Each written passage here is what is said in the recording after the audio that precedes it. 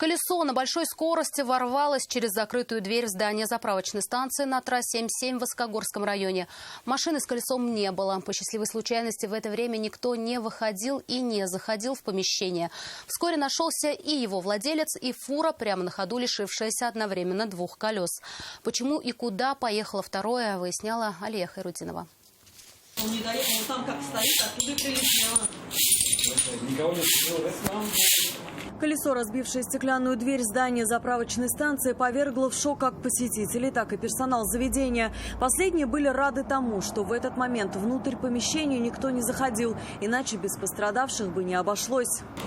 Два колеса отлетело, одно он поймал, за другим побежал, вот оно долетело.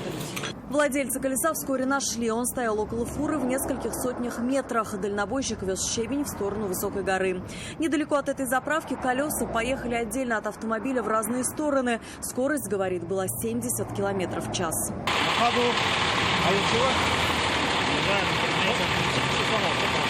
Происшествие оформили сотрудники ГИБДД. Материальный ущерб, причиненный автомобильной заправочной станции, еще только предстоит подсчитать. Алия Хайрутдинова, Айрат Назипов, Константин Бушуев. Вызов 112.